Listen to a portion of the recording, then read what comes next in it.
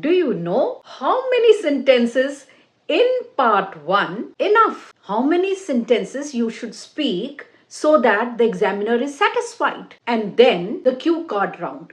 How and what is the trick that you can speak at least 1 to 2 minutes? And yes, as an ex-IELTS examiner, I can tell you that you can predict the topics of part 3 and how do we do that. And if you want to know what tenses with examples that you should stress on so that your grammar is taken care of, then this video is for you, because you can improve your band and easily get 8 to 8.5, but you must know these things. So let me introduce myself. I am an ex-IELTS examiner, Mrs. Anita Kundra, and I have my website www.ing, where all materials, courses are available. You can even get your speaking evaluation done, yes, before the exam, and get to know your real band score. So let's dive into the details and let me see whether you have been able to imbibe. That I will know with your comments. Now well guys, your speaking test will last for 11 to 14 minutes, and don't tell me that the examiner took long. That is just your wishful thinking. Maybe you're not prepared. And of course, between these minutes, she or he will decide whether you will get 5 band or a 8 band or a 9 band. Yeah, only within these minutes. And of course, it is better to know how she is going to grade you. Like an ex-IELTS examiner, I can easily tell you what she wants, what the examiner wants when they are conducting the test. You should be well prepared in your mind. You should know and understand what are the various marking criterias based on which the examiner is going to rate you. And if you know those, what she wants, you can easily fulfill that and do it. Now, the number one is fluency. Now, fluency doesn't mean that you should speak at a great speed. 90% of you think like that. No. If you say, I just adore music because it is relaxing and calming. No, you have to give some pauses. And these pauses should not be very long. Like, if you the same, I just adore music. It is calm and it is relaxing. I like to. My God, you are, after every word you are pausing. So this is not fluency. And what is your word stress in your pronunciation? That is also important. So let's see how you can be fluent. You should have some fillers ready in order to improve your fluency. There is no problem if you speak at a normal speed. Just speak at a normal speed and the pauses will itself decrease. Okay? Have confidence when you are speaking. Fluency criteria is one, that you should speak smoothly and without the pauses or hesitation. You must deliver full sentences and not words. Now, suppose they ask you, how do you spend your weekends? You can say, I usually spend my weekends to explore new towns that are nearby because, yes, you can use because, I enjoy discovering new places. And besides that, I'm a foodie, therefore, I try local cuisines also. But if you speak like this, I weekend new towns and I like good food. So you are repeating the words that is not correct. So how to improve the fluency? Because you want a higher band. You will not pause after every word. You will not repeat the sentences or the words. You will use the linkers, the fillers, yes, to keep it natural, like besides, in addition, that, but. You need not to use however, moreover. That is for formal, for your essays. I know some of you think that you have used, however, furthermore, and that means you have done well. No, you can use the linkers that is in your daily. Next is your pronunciation. Now, let me make it clear that your IELTS does not judge your accent. So, suppose you are speaking a British accent or you are speaking an American accent, that is not going to, you're not going to get a good score. And the way I speak neutral English, it is okay. Now, what is important in the pronunciation is that it should be clear. You should not mumble, you should not, it should not be clear. Then, if you're mumbling in your mouth, then the examiner doesn't know what you're speaking. So, for pronunciation, like some people say, it is very comfortable. No, it's comfortable. It's not environment. It is environment. So such small things is the pronunciation. You do not need accent for it. And I am example for you with you. I'm an ex-IELTS examiner and I have a neutral accent. And of course, you should how to improve your pronunciation, that is important. So some of the words or the sounds, it's per, k, and t. These pronunciations, that is, you should be very particular about. Like in what is the th? This is this. It is this and that, there, the. Okay, this. All these things you should know the variation, the syllable stress also. Now, what is syllable stress? Now, if you say it is photograph, okay, but you can't say it is photography. It's photography. So, which syllable you have to stress? This is called the word stress, and this is counted in your pronunciation. Yes, pronunciation is very important. Again, it has to be clear. You don't have to mumble, okay, in your mouth.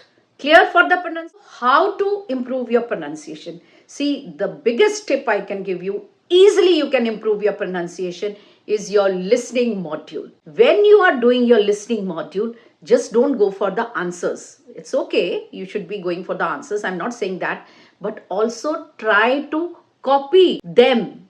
How are they speaking in your listening module? So you're killing two birds with one stone. You're also improving your IELTS speaking and your listening also. So this is called shadowing. So even if you like some podcast, there could be slip of tongues. You could see any TV series in English and you can just try to copy them. That is called shadowing. So by shadowing, you can improve your English to a large extent, right? And I've already told you what sounds are important. Accent again is not important. Now let's come to the grammar, range and accuracy. What do you... Now let me make it clear that in grammar, range and accuracy, you should be flexible, right, in your tenses, and you should use them correctly. But that doesn't mean you should be, doing lot of grammar. See, the examiner is going to ask you 15 to 20 questions, and these 5 tenses, 90%, I would say 100%. Like the first tense is the present simple, generally in part 1. Do you, where do you, dash, when do you, and how often do you, right? So this is the present simple. And for the past, again, where did you go last week? Or there could be when did you, how often did you, or why did you like it, why did you dislike it, So this is past simple. And the next one will be the future simple, like how will you, anything, where will you, dash, or when will you, dash. So you can use the future tense here. So you should know how to use the future tense. So revise it. Then the next one is present perfect. Like, have you watched a TV show recently? Have you ever tried scuba diving? Then have you anything? So that is, have you tried a new restaurant recently? So these are the present perfect tense. The next is present perfect continuous. So how long have you been living in your hometown? That's a very simple question in part 1. So how long have you been? Okay. So that, how long have you been learning English? Okay. Like that. So this is present perfect continuous.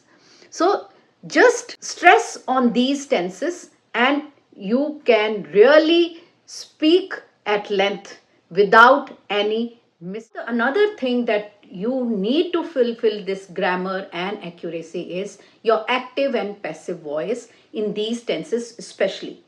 Then the modals can, could, should, may, might. You should know what verb to use with these tenses. So it is not going to be a grammar class, but I'm just giving you to fulfill all this grammar accuracy and range. You can just use these. Next, the examiner is going to check is your lexical resource. That means the vocabulary, the words that you use.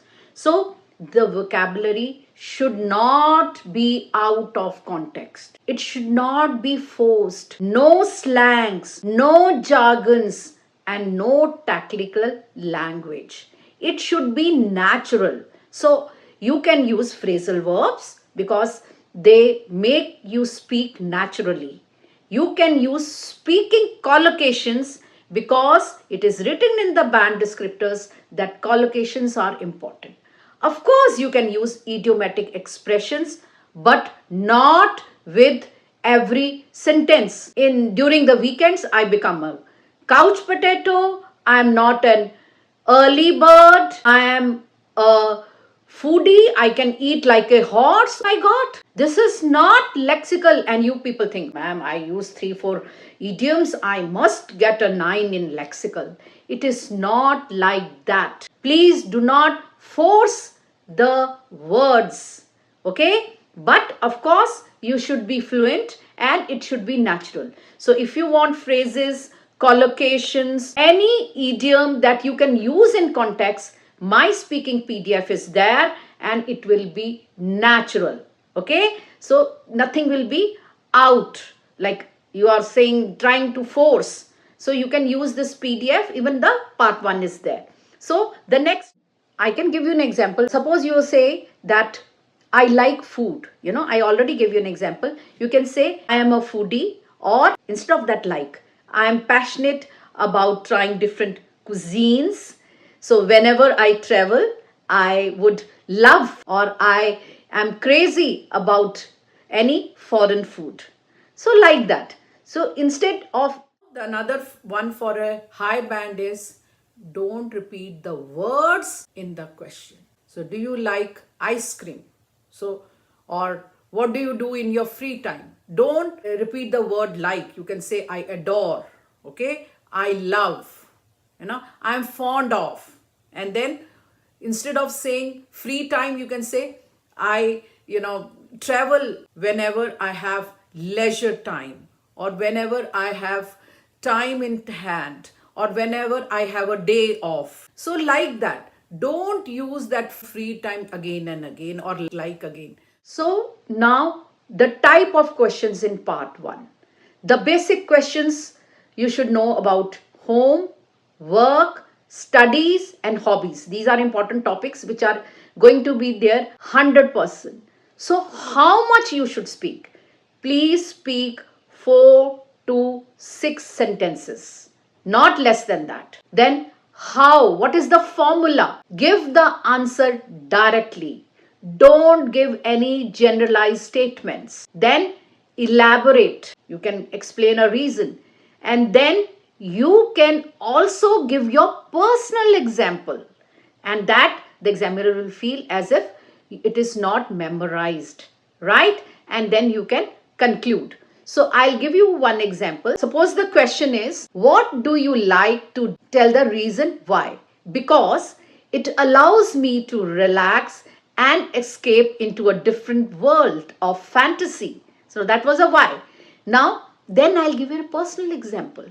Recently, in fact, I finished a mystery book which kept me on tender hooks or on the edge because it was so fascinating and I had to read it till the last page in one go. Yeah? And then what can you add? Apart from that, I sometimes listen to the podcasts about self improvement because I want to achieve my goals in a short span of time. So that apart from that was a linking, right? So this is a 9-band answer. This is how: direct, elaborate, reason, and personal example, and conclude. See, so easy, and you get a 9-band in speaking. Next round, the most important round, is the cue card round, where the examiner is going to listen to you. Of course, you get 1 minute to prepare. You'll be given a paper and pencil, and you have to speak for 1 or 2 minutes. Now, how to do that? That is a question. So, the main question, not the bullet points I'm saying, the main question is very important. Read it 2 or 3 times and decide what you want to talk about. Don't think much, whatever comes first to your mind. And then you will write 7 to 8 keywords. Like I can tell you, I'll give you an example. Now describe a helpful person you know. Okay. So now it could be, first, should I talk about my neighbor? Should I talk about my aunt? Just hold on. First thought, my neighbor always supports. Then reason why the reason, help with my school project. And he gave good advice, exams, positive attitude. You will not like the full sentences. Do not write the full sentences. Okay, the video is going to be long, but you need not have any coaching. If you have this, video with you, save it. Now, how will I expand this? See, okay, I'll expand.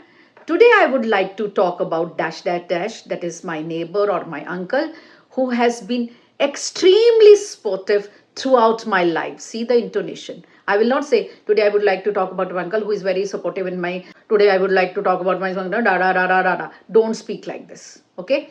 See the intonation. Intonation is also in your pronunciation.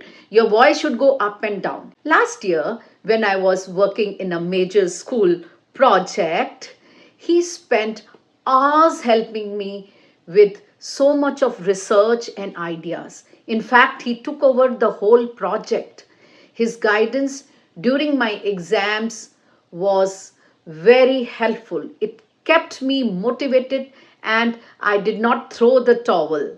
And of course, it reduced my stress levels considerably. Even now, when I have some difficulty, I always look up to him for some valuable lessons, and then he gives me such a advice that I remain focused for a long time. And of course, if I'm pessimistic, I find that after talking to him, I become a bit optimistic and ready again. See how much I have expanded with these, and this is an extempo, of course. Now, the next one, the tip I am going to give. The tip is that the people say, ma'am, I forgot one bullet point. See, all bullet points you don't have to address. So when you're going through the bullet points, one of the bullet point will be such that you don't know about. Leave it. But one bullet point will be where you can speak at length. So do that. Speak about that bullet point at length. And of course, you get a high band. Now let's come to the part 3. Please, the video is long. Save it. And one request to you. If you are seeing the video till now, you will write in the comment, I will achieve my band score. And I will come to know that you have seen up till this. And one more, request. You share so many irrelevant videos on the Instagram with your friends, the videos that are not relevant. I don't want to criticize, but please share this video with your friend. You know, your one share can change somebody's life forever, and you should be the change. Kindly share this video with all those who cannot, afford speaking coaching, right? And please also like it. Let me see how many comments I get. It keeps me also motivated. The next one is the part 3, which is the most important part.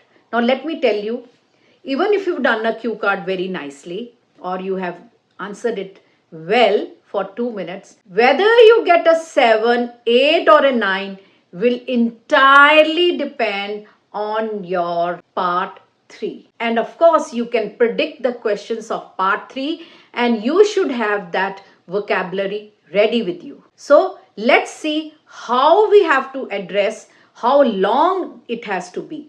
So you should be able to, I am saying, give complex sentences from minimum I want 8 to 10. Yeah. So some answers you can have 6, but try to give long answers. But then how to give long answers? You can use the phrase it depends, and then you can compare two things. First, okay, let me tell you the category that would be there. So they will ask you about your opinion, right? So do you think that the AI will replace jobs in the future? So this is your opinion. Of course, you can use, in my opinion, from my perspective, I believe that as far as I am concerned, I don't think so. I mean, it could be anything, negative or positive.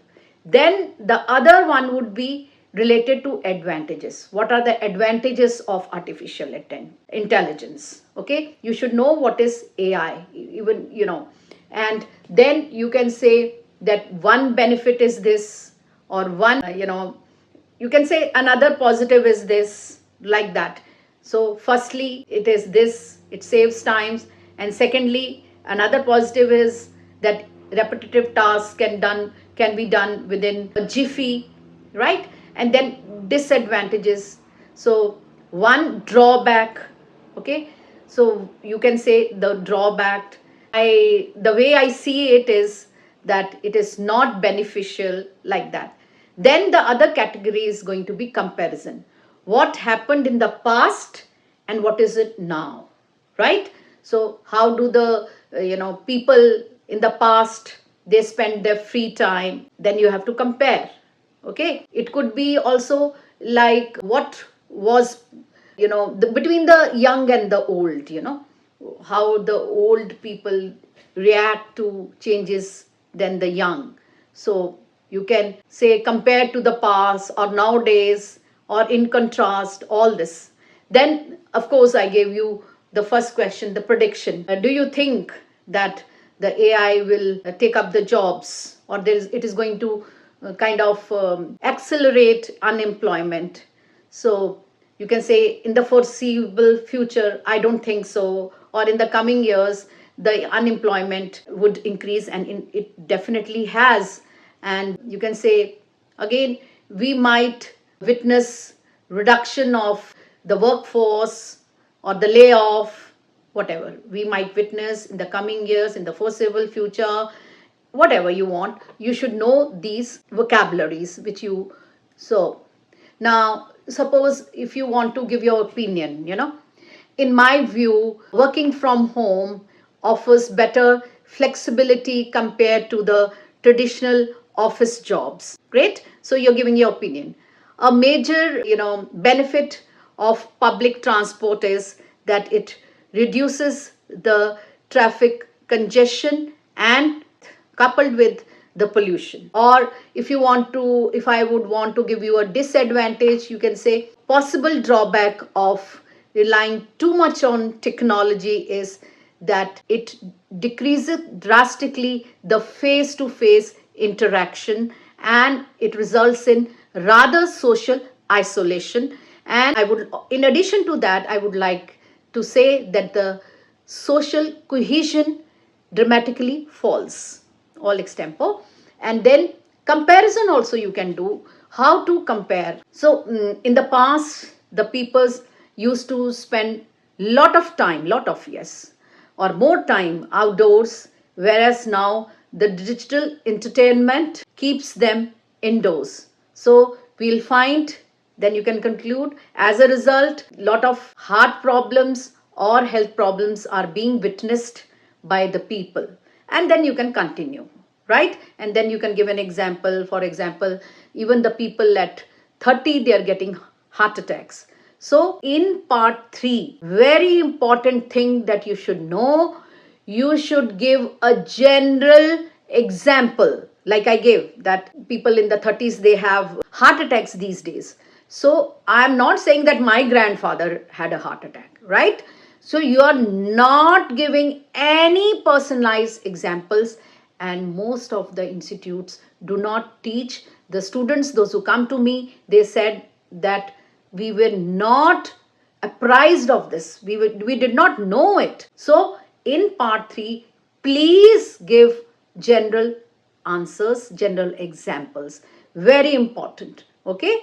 Now, suppose you have to predict, So if you ask me, in the foreseeable future, we would witness the electric vehicles being taken over from the petrol ones, those run by petrol or diesel or fuel. I would conclude that in the future, the primary mode of transportation would be any sort of electric vehicles. This is how you are going to do your speaking. So let me sum up. In part 1, you need to be natural, personal examples, just 4 to 6 sentences. In part 2, you have to just write the keywords and keep speaking for 1 to 2 minutes. Another tip, please do not stop unless the examiner tells you. You are not concerned about the time. It is the examiner's problem. I'm an examiner. Then in part 3, you need to have deep answers. It is what is going to decide whether you are going to get a high band. So again, I've told you comparison, prediction, then opinion, advantage, disadvantage. All these are predicted topics. You should know how to handle them. And my cue card, PDF is there with the follow-ups. You get very good vocab, and you can really, what goes inside, you can reproduce. Okay. So please read good material. Don't go for any cheap ones. You know how it is. So if you want any help with your evaluation, I do that. And any personal coaching also, I'm doing that. And please, you can visit my website and purchase materials from there. They are quality materials by an IELTS examiner. One last request, please share it with your friends, this video, because I want to help maximum. You share a lot of videos. Please share this. One share can save, or you can even save someone's life. Someone really gives up, doing IELTS. And this has been, one student really said that. And please share with your friends. One share can make a difference to somebody's life. And you should be that difference. God bless you all, and all